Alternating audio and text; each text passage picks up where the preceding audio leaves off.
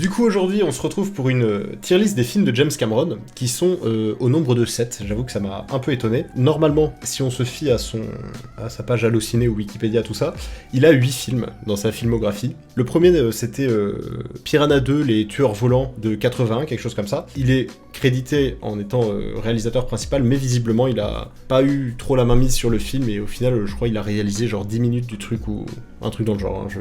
Du coup, on va se concentrer que sur les 7 films les plus connus, et pas sur le 8ème qui est censé être son premier, parce que son vrai premier film, c'est Terminator, du coup, qui est sorti en 1984, et c'est par lui qu'on va commencer. Personnellement, moi, c'est un film que j'aime beaucoup, que je trouve vraiment excellent. Ce qui est très cool avec James Cameron, c'est que, en fait, il met tout au service de son histoire et du message derrière, c'est-à-dire que, on le verra plus tard dans sa filmographie, mais il est très intéressé par toutes ces histoires un peu d'humanité, de technologie, jusqu'où les humains vont aller dans la technologie, les trucs comme ça. Le rapport humain-machine, tout ça, c'est évidemment les questions primordiales du film. Et en fait, il va tout mettre au service de ça, c'est-à-dire qu'il va... Si on regarde, il y a des technologies absolument omniprésentes dans tout le film. Il y a toutes sortes de machines.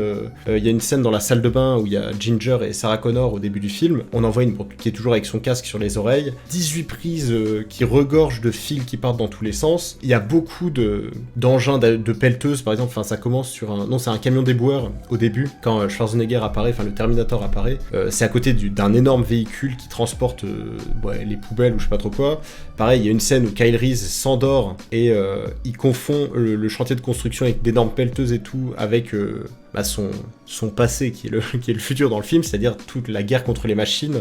Enfin, il y a cette espèce de rapport constant entre le futur et le présent, c'est-à-dire 1984, où en fait on se dit que la guerre en gros a déjà commencé parce que les humains sont déjà submergés par les technologies et les machines. Et c'est un truc que j'ai trouvé vachement intéressant dans le film, c'est que, alors oui, évidemment l'intrigue principale c'est la course-poursuite entre Sarah Connor, le Terminator et Sarah Connor et Kyle Reese, mais il y a tout ce côté-là en fait derrière qui fait que servir le scénario, et en fait je trouve que la mise en scène est vraiment très bonne, et que c'est un des gros plus de ce film, c'est que Cameron il savait vraiment ce qu'il faisait, et c'est ça qui est assez fou, c'est que c'était son premier vrai film à lui, et je dois dire que c'est assez impressionnant qu'il ait autant réussi à... Pareil, la musique vachement...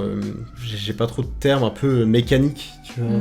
Il y a des leitmotifs un peu pour chaque personnage, enfin surtout pour le Terminator en fait, une musique assez inquiétante. Ce qui est marrant, c'est que quand on a vu tous les films Terminator, quand on repense au premier, on se rend compte qu'il est quand même vachement inquiétant. Il y a cette espèce de côté un peu angoisse, horrifique autour du robot, et c'est quelque chose qu'on verra plus forcément dans les autres films. Bon après, désolé pour le spoil, mais c'est aussi parce qu'il est méchant dans celui-là, alors que la plupart du temps dans les autres, il est gentil. Mais c'est vrai que là, il y a des fois, comment il est filmé, comment il est mis en scène et tout, c'est assez inquiétant. Genre la scène en voiture, je pense à une des scènes où il est en voiture, il est en train de conduire, et puis il regarde avec des yeux grands ouverts, et tu te dis putain, waouh, on n'a pas l'habitude de voir Schwarzenegger comme ça, et c'est vrai qu'il fait un peu peur, quoi. Moi je suis assez d'accord avec toi en fait, je pense que...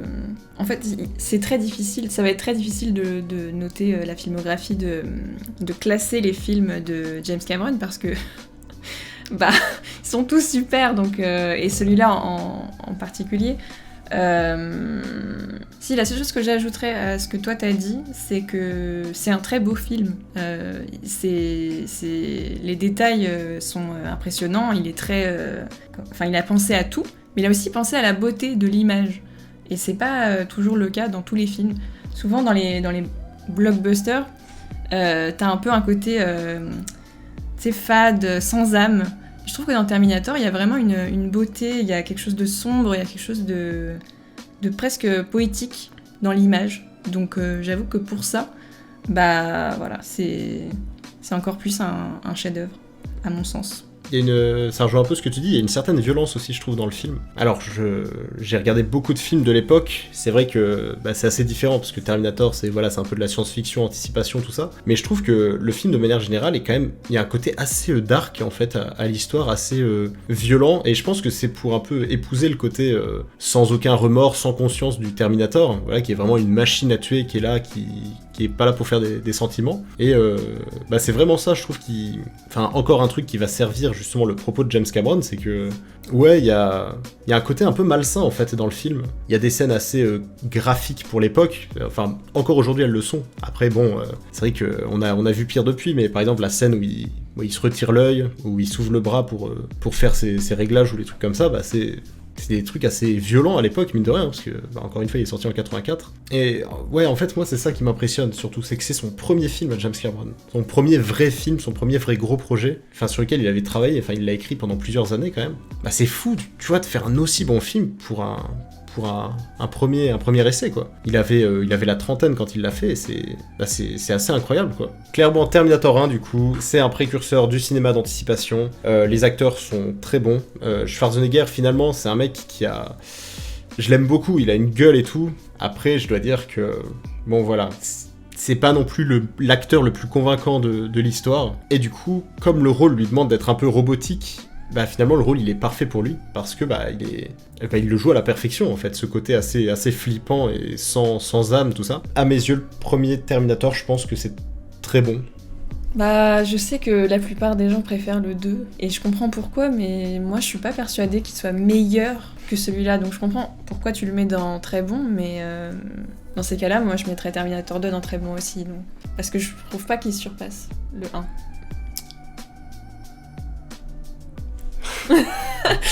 Je trouve que Terminator 2, bon, on spoil un peu la suite, mais Terminator 2, c'est une amélioration, je trouve, de Terminator 1, parce que même si l'ambiance un peu glauque et tout, elle est pas là, enfin, James Cameron, il allait beaucoup plus loin dans sa pensée. Les personnages sont beaucoup plus profonds, parce que c'est vrai que Sarah Connor, Kyle Reese et tout, dans le premier film, je les aime beaucoup, mais c'est pas des personnages si profonds que ça, quoi. Tu t'attaches pas tant que ça aux personnages, et alors que dans le 2, c'est vraiment c'est l'apogée un peu de tous les personnages, tu comprends vraiment tout, enfin, tout est bien fait dans le 2, quoi. Je trouve que ça laisse moins de place pour tout ce qui est fait par le spectateur. Enfin, en général, quand t'as un personnage que t'aimes beaucoup, tu t'identifies à lui parce que t'arrives à projeter des choses sur lui. Et ce que j'aime bien, c'est que dans le 1, on sait pas beaucoup de choses sur Sarah Connor, on sait pas beaucoup de choses sur... Kyle Reese. Voilà. Et c'est ça qui fait aussi que le film il est puissant, c'est qu'ils sont suffisamment complexes pour que voilà, ce soit pas des personnages types chiants qu'on retrouve partout, mais ils sont aussi suffisamment pas assez développés pour que tu puisses toi t'insérer dans le personnage, quoi, et broder un peu sur leur personnalité, leurs envies, leurs buts dans la vie, tout ça. Alors que dans le 2, bah, on te force-feed une personnalité super warrior dépressive de Sarah Connor, je sais pas. Je l'ai bien aimé, hein, franchement, mais je sais pas, il y a un truc qui m'a un peu déplu, je sais pas. C'est difficile à expliquer. Bref, du coup, après le premier Terminator, en 85 ou 86, je sais plus, sort Alien 2, donc la suite du premier Alien réalisé par Ridley Scott. Et pareil, à mes yeux, c'est un chef-d'œuvre du cinéma. Là où le premier Alien était vachement concentré sur l'angoisse, en fait, il reposait beaucoup sur... ce côté survivre à tout prix, sans aucune défense, il a clairement mis ça de côté pour plus servir l'action, en fait. Bah, encore une fois, je trouve que c'est un pro pour donner de la profondeur au personnage, parce que Ripley, finalement, enfin Ripley dans le premier film, bah voilà, c'est une meuf qui a son caractère, faut lui foutre la paix, mais c'est tout ce qu'on sait sur elle. C'est à peu près ça, quoi. On n'a aucune idée de ce qu'elle est, elle. Après, je suis d'accord que ça a son charme, tu vois, je trouve ça vachement intéressant que on n'en sache pas autant sur des personnages, parce que c'est vrai qu'aujourd'hui, ce serait un problème dans certains films, tu vois, t'en sais trop sur des personnages dont t'as rien à foutre, et c'est là, ça m'intéresse pas, je veux voir de l'action, je veux voir ça.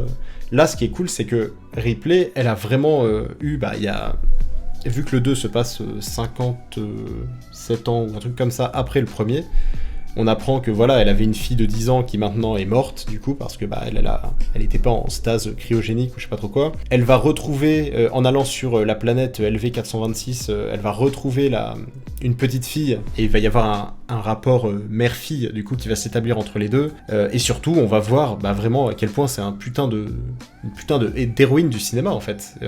C'est elle qui prend elle est avec tout un groupe de marines, et puis c'est elle qui va être la plus dure à cuire, finalement, dans l'histoire. Là où, dans le premier, on voyait quasiment pas l'alien, il y en avait qu'un seul, et puis c'était le truc intuable et tout. Là, il y en a des dizaines et des dizaines. C'est vraiment un pur film d'action, et je trouve que tu passes un super moment devant ce film, tu t'ennuies pas, il y a tout qui est bien fait, les personnages sont assez cool, même si il y en a il y en a plein qui sont assez énervants finalement, parce que ça transpire de leur gueule, genre Burke, tu sais très bien que c'est un gros fils de pute, Hudson, là, le mec, la grande gueule là dans le groupe, t'en peux plus à la fin, t'es là, mais ta gueule, arrête de parler, tu vois, il fait tout le temps ses blagues, hey, comment on quitte ce peloton de mauviettes, et tout. À la fin, t'en peux plus, mais au final, c'est assez attachant en fait, et je trouve vraiment que c'est un film vachement complet en fait. En fait, c'est encore le même problème qu'avec le Terminator 1. C'est le côté un peu... c'est pas la même méthode pour séduire, tu vois, le spectateur et le faire entrer dans... faire entrer dans l'histoire, le faire entrer dans l'univers du film. Dans le premier Alien, c'est vraiment le côté horreur, angoisse. Encore une fois, on n'en dit pas assez pour que toi, tu te fasses une montagne de l'alien et que t'aies peur. T'as pas besoin de le montrer trop, parce que c'est ce vide qui te fait peur, en fait. Parce que si c'est vide, c'est la porte ouverte à toutes les fenêtres. Je connais pas cette expression. Bref, du coup, ce qui est effrayant dans Alien 2, ça va pas du tout être les mêmes choses, ça va être tout le côté un peu monstrueux, dégueu, borderline claustrophobe dans certaines scènes, alors que dans le 1, on voit pas toutes ces choses en fait. Mais t'as soulevé un truc assez intéressant, c'est que au final, c'est pas que les personnages dont on savait rien, c'est aussi l'alien en fait en lui-même. L'alien, on savait juste son moyen de se reproduire et c'est tout, ça s'arrêtait là. C'est lui qui a instauré ce délire un peu de nid d'alien, qui a fait apparaître le personnage de la reine alien, qui est quand même assez stylé quand même, de se dire qu'il y a cette espèce de matriarche, voilà, qui donne naissance à tous les œufs, qui pond tous les œufs et qui dirige absolument tous les autres aliens. Et il a créé tout un univers en fait. T'as l'impression qu'on lui a donné une histoire de base et il s'est dit oh vas-y, du coup je vais créer ça autour. Alors bon, je sais pas où c'était où s'arrêtait son implication dans le scénario, mais c'est vrai que c'est un truc ça qui est assez marquant dans ce film. C'est que quand tu le compares au premier, il complète vachement l'univers, tu vois. Pour ce qui est d'Alien 2, franchement, je pense que moi je le mettrais dans excellent. Parce que il est tellement bon à tous les niveaux. L'intrigue va d'un point A à un point B. Il y a zéro fioriture, si tu veux, dans l'histoire. Et je trouve vraiment que c'est une œuvre dans son entièreté, en fait. T'as vraiment toute une histoire. Il développe tout ce milieu. Il part un peu de rien pour développer toute une histoire avec des personnages vachement intéressants et attachants. Et c'est un peu la définition d'un film, en fait, ce qu'il a fait. Tu vois, tu vois ce que je t'explique. Tu vois, t'as compris, en fait. Bref, du coup... Ouais, je suis d'accord. Tu serais d'accord pour le mettre dans excellent.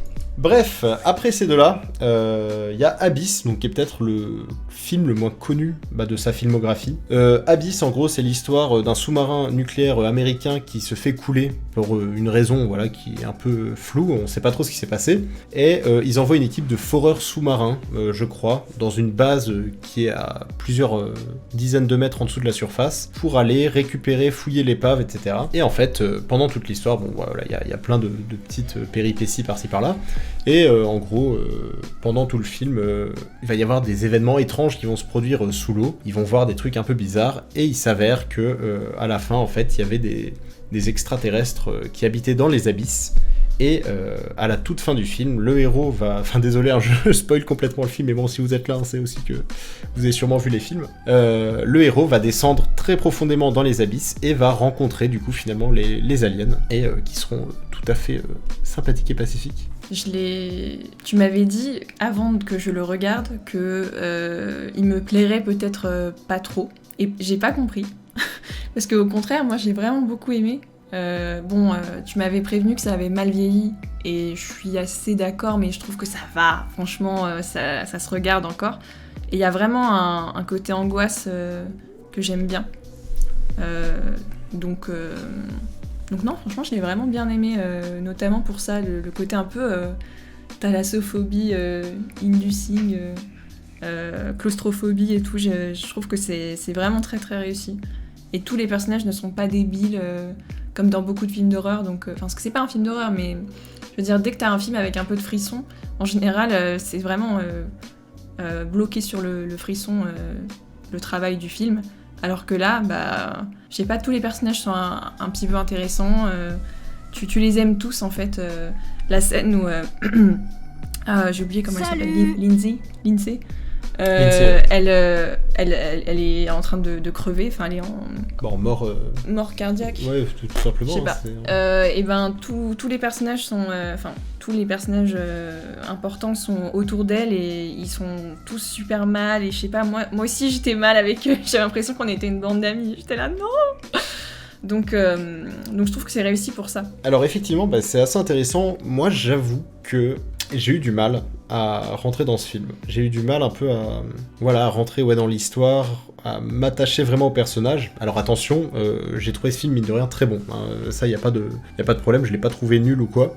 Mais j'avoue que j'ai eu un peu de mal à me faire une place dans l'histoire, à m'attacher au personnage, tout ça. Ça a été un peu rude pour moi. J'avoue que la fin est passée plus vite que le début. En fait, je crois que c'est surtout l'exposition, le début, tout ça, j'ai eu un peu du mal. Mais en tout cas, j'ai trouvé ça vachement cool, en fait, comme histoire.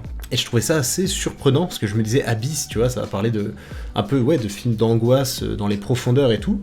Alors, c'est le cas, mais au final, pas tant que ça. Et surtout, je m'attendais pas du tout à voir des extraterrestres sortir de tout ça. Et c'est vrai qu'en fait, au début, j'avais un peu peur. Je me disais, oula, je sens que je vais pas beaucoup l'aimer, ce film. Et au final, j'avoue que je suis vraiment rentré dedans à la fin. Et j'ai trouvé la fin assez belle et assez stylée. Et je trouve, encore une fois, que au niveau de la réalisation, de la mise en scène, il y a rien à dire. Les personnages sont super bien écrits, sont vachement attachants. Et pareil, la fin, c'est assez couillu, tu vois, de faire remonter les extraterrestres à la surface, aux yeux de tout le monde. C'est pas en mode E.T. où t'as juste un enfant qui fait au revoir.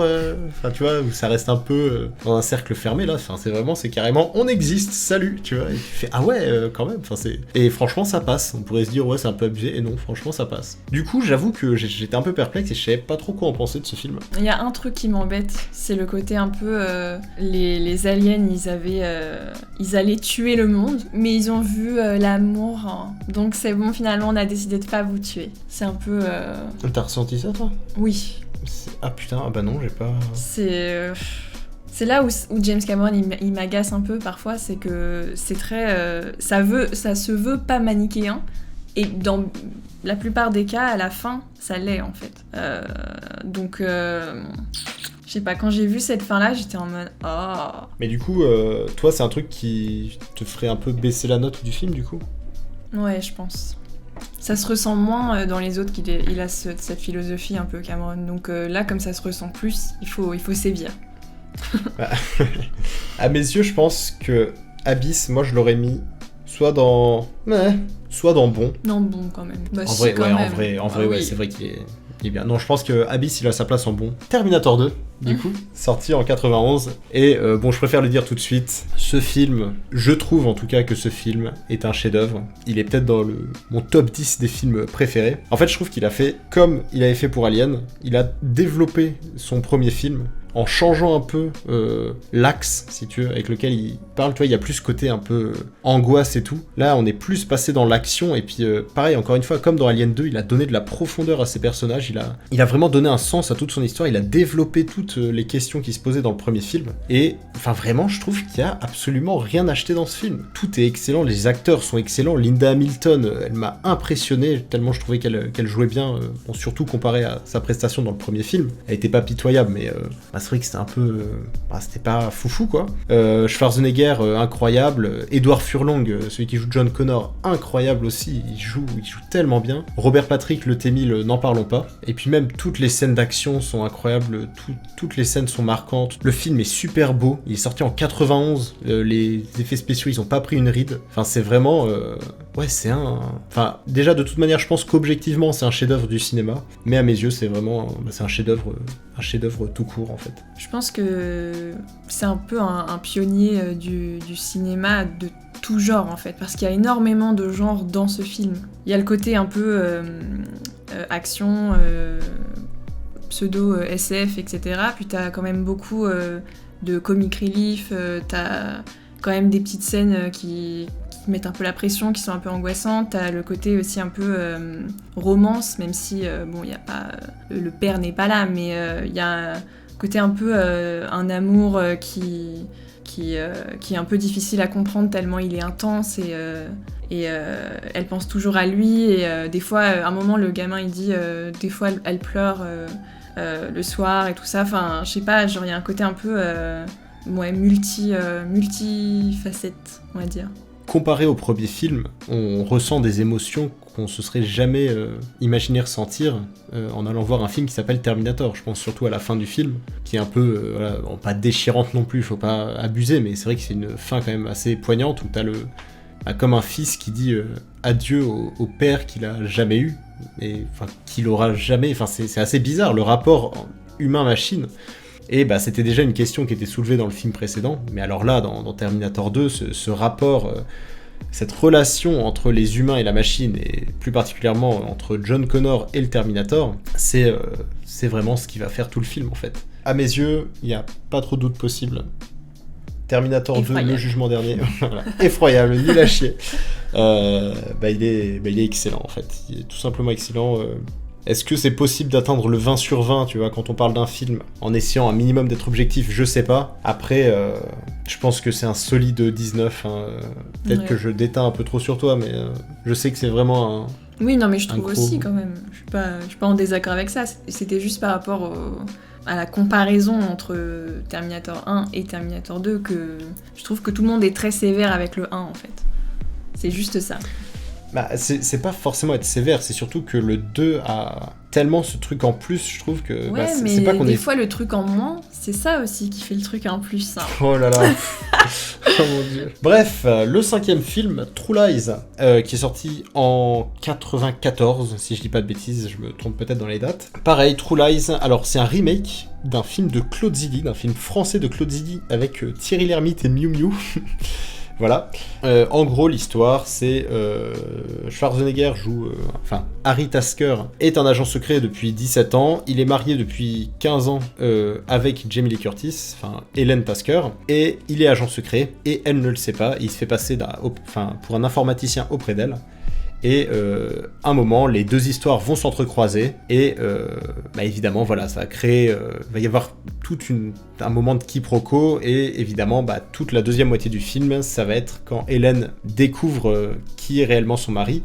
Mais ce qui est stylé, c'est qu'elle va pas l'apprendre de la manière qu'on pense en fait. Hein, voilà, elle va pas trouver un pistolet dans ses caleçons, elle va faire c'est bizarre quand même. Non, c'est tout un pan de scénario. Enfin, il y a toute une sous-intrigue avec un mec qui se fait passer pour un agent secret qui drague Hélène. Enfin bref, c'est un peu le bordel. Si vous l'avez pas vu, regardez-le. Alors les acteurs encore une fois sont très bons, mais je trouve que c'est quand même le scénario qui fait tout et les rebondissements. Je trouve que c'est vraiment tout ce qui donne un peu sa saveur au film. Et sans quoi, ça aurait un peu été un film banal d'agent secret. Mais là, tout ce côté-là du scénario, je trouve ça vachement cool, quoi. Ouais, je suis d'accord. Le rôle de Terminator comparé à ce rôle-là de comment il s'appelle, Harry Tasker, il est... Moi, je trouve que là, dans ce film-là, Arnold, c'est son pote. Il est vraiment, il joue vraiment, vraiment très, très bien. Je vois pourquoi tu trouves qu'il joue bien dans Terminator, mais je trouve qu'il joue encore mieux dans True Lies, en fait, parce que c'est un peu, je sais pas comment dire, il est vachement convaincant, en fait, dans le côté un peu espion sans... Comment dire, qui fait ça depuis 15 ans, il a l'habitude, il est là, non mais t'inquiète, je maîtrise et tout. Et malgré tout, ça reste un père, un mari, c'est un espion humain. Et c'est pas trop... c'est pas Tom Cruise, tu vois, qui va être un peu chiant en le faisant. T'as un peu envie... On peut envie de donner des claques à Tom Cruise, alors que...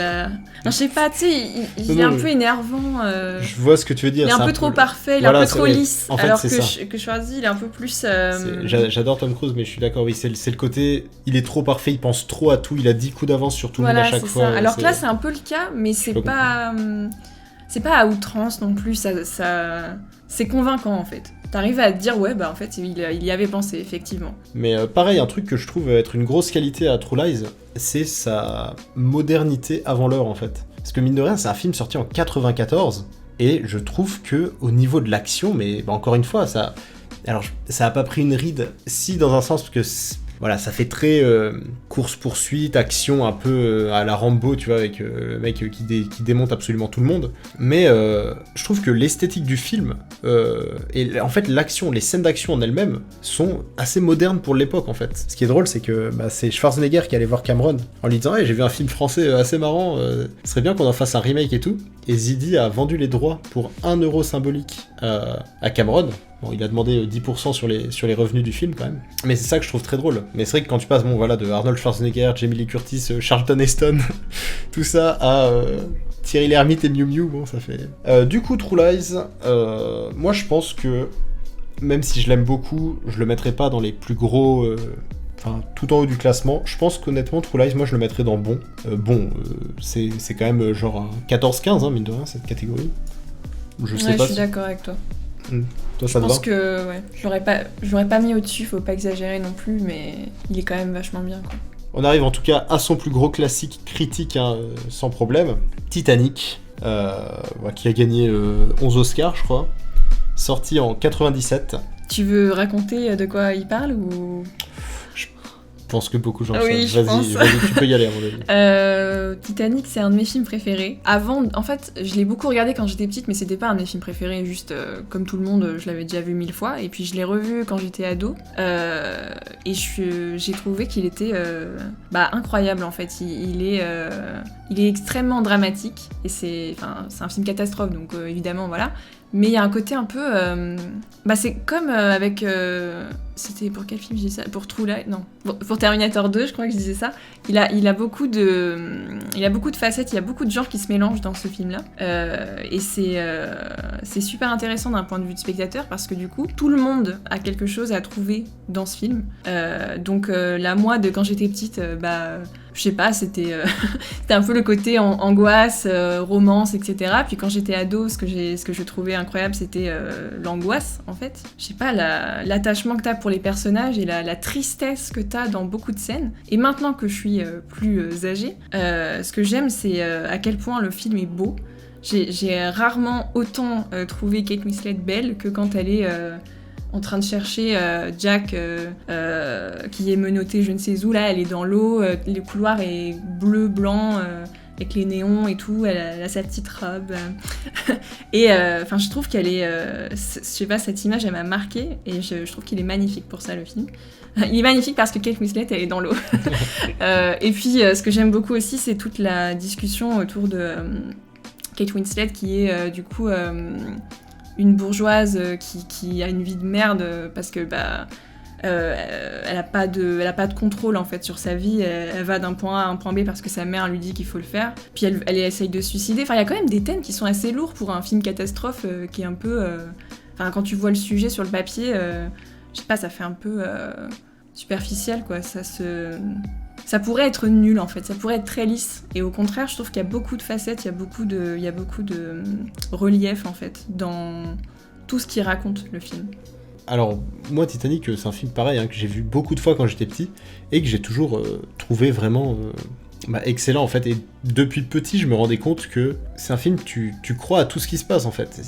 Il est tellement bien fait. C'est vraiment un truc de fou. Il y a qu'à voir les images du tournage pour voir tout le bordel que ça a été. C'est super bien fait, l'histoire est vachement touchante, comme t'as dit, c'est un peu cette histoire de rencontre des classes et tout, et cette espèce d'amour impossible, et cette fin quand même très triste finalement, c'est limite devenu un mème aujourd'hui, la mort de Jack, mais c'est vrai que c'est une fin assez terrible. Évidemment la musique joue beaucoup aussi dans ce film. Bon, Céline Dion, je suis pas particulièrement fan de Céline Dion, mais c'est vrai que la musique est assez emblématique. C'est vrai que c'est un truc dont on n'a pas parlé depuis le début, mais la musique de tous ces films, à part peut-être Abyss, parce que je me rappelle pas trop de la musique. Bon après Abyss c'est le film que j'ai le moins vu dans la saga, dans sa série de films. Mais c'est vrai que les musiques, que ce soit de Terminator, d'Alien, même de True Lies, et puis de Titanic, elles sont quand même assez incroyables. Il a travaillé avec beaucoup d'excellents compositeurs, et surtout c'est un film qui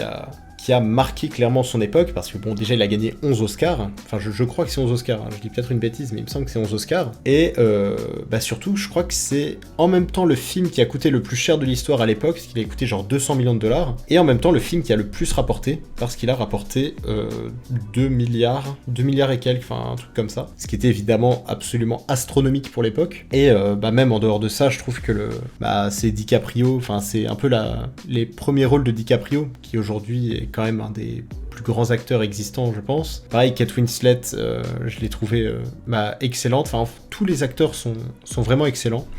Et les décors sont super, c'est vrai qu'il y a des plans qui sont très beaux. Et j'avoue que même si c'est vrai que bon, le scénario c'est peut-être pas forcément celui que j'ai préféré dans toute la carrière de Cameron, je dois dire que pour son côté précurseur et pour tout ce qu'il a entraîné après lui, Titanic c'est quand même un classique en fait du cinéma. Et je pense que c'est objectif de dire ça, quoi. Et il y a un autre truc qu'on n'a pas forcément dit, enfin je rejoins mon propre argument de tout à l'heure, c'est que dans ce film-là, ce que j'aime bien, c'est que la fin n'est pas... c'est pas genre ils vécurent heureux et eurent beaucoup d'enfants et les méchants ont perdu. C'est Rose, elle se retrouve... elle a survécu, mais l'homme qu'elle a rencontré, qui a changé sa vie, n'est pas là, quoi. Et s'est sacrifié pour elle, donc bon, c'est quand même un petit peu triste, hein. Et c'est super poignant, t'as le moment où un mec qui est sur le bateau qui les a sauvés, qui lui demande, il est en train de faire un espèce de recensement, il lui dit c'est quoi votre prénom, et elle donne le nom de famille de Jack. Genre moi à chaque fois que j'y pense, je suis en mode waouh. Je sais pas, c'est ça que j'aime bien en fait, c'est que pour une fois dans un de ces films, ça se termine mal. Parce que, je suis désolée, même si elle a survécu, c'est horrible. Donc pour moi, déjà, c'est un cran au-dessus, parce qu'il y a un côté un peu, moins lisse. Ouais, enfin, les happy endings, au bout d'un moment, c'est vrai que ça devient relou, quoi. Et c'est un des problèmes aussi qu'il y a eu pas mal avec le cinéma américain, hein, c'est que ils aiment bien les happy endings. Là, le fait que ce soit inspiré d'une histoire vraie, je pense que ça joue aussi là-dessus. Parce que Cameron, il voulait pas que, alors qu'il y a eu il y a eu des milliers de morts à bord du bateau, ils se disent c'est bon, tout s'est bien passé parce qu'il y a 2 connards qui ont survécu. Non, non. Là, je pense que c'est peut-être aussi une manière de dire que c'était un drame qui est vraiment arrivé. Et c'est vrai que la fin, elle est quand même sacrément poignante, quoi. Et j'avoue que, vu tout ce qui l'entoure, c'est obligé de mettre le film aussi haut, en fait. Je suis pas fan de Titanic, mais ça mérite excellent, objectivement parlant. Ouais, c'est ça. Oui, c'est la concession que j'ai faite pour Terminator 2. Moi, je suis pas méga fan de celui-là, mais je pense effectivement qu'objectivement, d'accord, il est au-dessus de Terminator 1. On en arrive donc au dernier film, enfin du moins pour le mois qui suit, hein, ce sera encore son dernier film, parce que là il y a Avatar 2 qui va sortir dans un mois et quelques. Alors, par où commencer ? Je pense que Avatar c'est le meilleur exemple du perfectionnisme de Cameron. En fait ça se voit rien qu'au début de sa carrière. Il a attendu très longtemps, parce qu'au final c'est quand même un des plus grands réalisateurs au monde, James Cameron, il a fait 7 films. C'est quand même assez costaud pour un mec d'avoir fait que 7 films et d'être considéré comme un des plus grands cinéastes au monde. Et Avatar, je pense que c'est une preuve vivante de son perfectionnisme, parce que déjà, Terminator 1, il l'a sorti en 84, ok. Terminator 2, il y avait pensé dès l'année suivante, mais il a attendu 7 ans que les images de synthèse et les effets spéciaux évoluent assez pour pouvoir permettre la présence du T-1000. Et pareil du coup pour Avatar, lui il a pondu le scénario en 94. Et il a dû attendre 2009 pour pouvoir sortir un film comme il le voulait. Et ce qui est assez fou, c'est de se dire qu'aujourd'hui, ce film, encore une fois, n'a pris aucune ride. C'est un film de 2009. Il a 13 ans, c'est fou quand même. Et il est aussi beau que ça, c'est tout un univers sur lequel il a travaillé vachement méticuleusement pendant 15 ans, hein. Il a eu le temps du coup de bien réfléchir à ce qu'il voulait faire. Et là pareil, hein, il a attendu 13 ans pour sortir le 2, donc j'ose espérer que ça se passera aussi bien. Et je dois dire que, en fait, au même titre que Titanic, Avatar, à mon avis, c'est ce genre de film qui est un véritable précurseur du cinéma. C'est la première fois qu'on voyait un monde aussi gros, avec un tel travail, tout un univers travaillé comme ça. Alors c'est des trucs qu'on avait déjà vus, hein, c'est sûr, dans Star Wars, dans Le Seigneur des Anneaux et tout, mais là ce qui est assez fou, c'est de se dire que déjà tout est fait en images de synthèse, bah, c'est un énorme boulot, et surtout, c'est tellement bien fait. C'est les films qui ont popularisé vraiment, tu sais, les images de synthèse sur des personnages comme ils ont fait avec Thanos là dans les derniers Avengers, tout ça.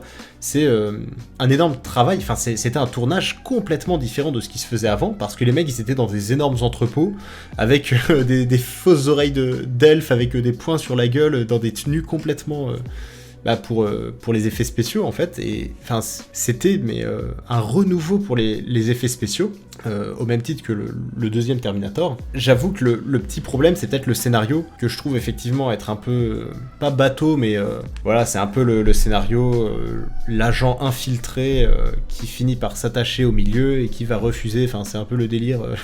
Même le premier Fast and Furious, il avait un peu ce scénario là quoi. Là clairement la prouesse c'était au niveau technique, et ça c'est irréprochable, mais c'est vrai que voilà, si je devais trouver un défaut à Avatar, c'est peut-être le côté scénario. Ouais, je suis d'accord.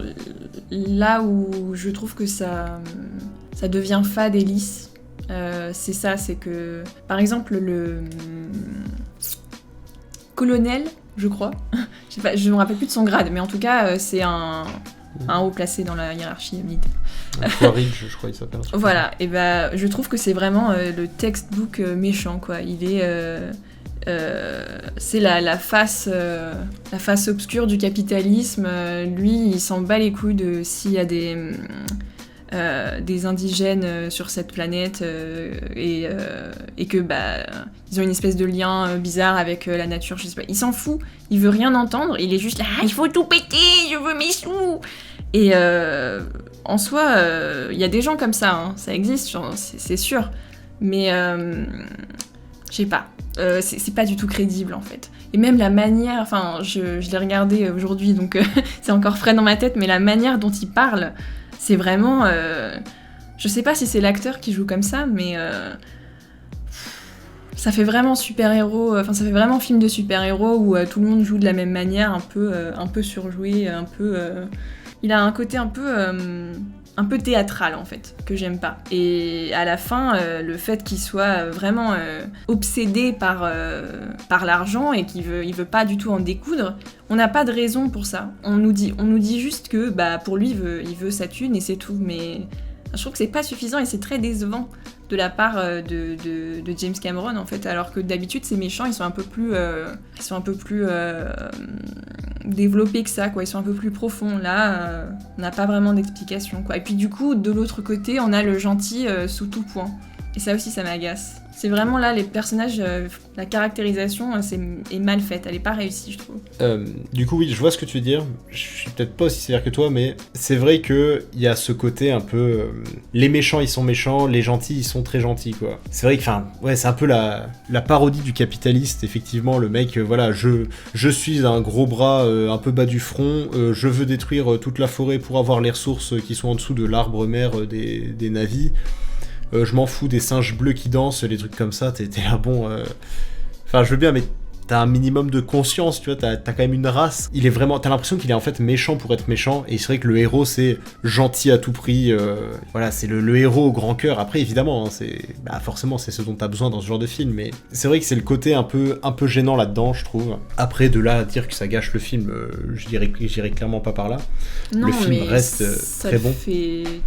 Ça le fait tanker un peu, quoi. En fait, le truc, c'est que t'as l'impression que le scénario, il est un peu secondaire pour laisser place à la découverte de tout le décor, et en fait, ça donne juste des raisons de découvrir tout le décor, de résulter en des scènes d'action, des trucs comme ça. C'est pour ça que je suis assez curieux de ce que va donner Avatar 2. Et visiblement, c'est une histoire, encore une fois, les humains qui reviennent sur Pandora, et il va chercher toutes les... il va aux quatre coins de la planète pour découvrir un peu les terres, et en particulier l'eau, du coup, sur la planète. Bref, j'ai pas trop compris. Je suis assez curieux de voir ce que ça va donner, mais ça n'empêche que ça reste quand même un énorme classique aussi du cinéma, hein, qu'on le veuille ou non, qui, lui, pour le coup, est encore aujourd'hui le film qui a rapporté le plus d'argent au box-office, étant donné qu'il est très proche des 3 milliards. J'ai peur, le capitalisme américain contre les gentils indigènes, effectivement, c'est un scénario à la Pocahontas de Disney. En fait, c'est ça. C'est un peu ça. Alors, j'irais pas jusqu'à dire que c'est comme Pocahontas, mais... Ouais, si, un peu quand même. C'est complètement comme Pocahontas. Avec John Smith qui tombe amoureux de Pocahontas et tout. Puis ce qui est intéressant aussi, c'est que bon, même si c'est fait de manière très gnangnan et très manichéenne, il y a un propos écologiste qui est intéressant. Un côté un peu... en 2009, c'était quand même... on commençait à se poser ce genre de questions, mais c'était pas si commun de voir ça dans les films. Après, peut-être que j'ai une culture cinématographique pas très étendue, et que c'est pour ça que je dis ça. Mais en vrai, j'ai l'impression quand même que c'était un des premiers films qui y allait franco dans ce genre de débat, quoi. Tout ce côté un peu planète autosuffisante en quelque sorte, et cette espèce de respect de la nature qui se fait bousculer par les humains qui se ramènent, voilà, pourquoi pas. Mais c'est vrai que parfois ça fait un peu trop moralisateur, et je peux comprendre que des fois ce soit un peu gênant. Enfin bref, du coup, Avatar, alors, où est-ce que tu le mettrais toi ?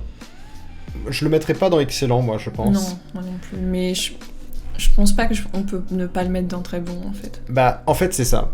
C'est vrai que si on met de côté, mais le problème, c'est que c'est très difficile de le faire, si on met de côté tout le côté précurseur, travail des effets spéciaux, des décors, de l'univers et tout, en soi, le film est un peu banal. C'est sûr que si je dis, si tu retires 80% du film, forcément, ça va être nul. En fait, c'est impossible d'enlever son côté précurseur, tout le travail qui a été effectué sur l'univers, les effets spéciaux et tout. Et c'est un peu comme Titanic, sauf que, moi, ouais, je pense que je le mettrais un cran en dessous, parce que pour moi, Avatar, c'est un très bon film, mais il a pas cette touche qu'ont les 3 qu'on a mis en excellent. D'ailleurs, je trouve que je suis assez content de la tier list qu'on a fait. Il y a ce côté chef-d'œuvre du cinéma, tu vois, dans les 3 premiers, dans Alien, Terminator 2 et Titanic. Alors que, je sais pas, dans Avatar, c'est peut-être que justement il y a trop d'effets spéciaux et c'est plus trop assez humanisé, ça fait on va dire. Un petit peu un décalage.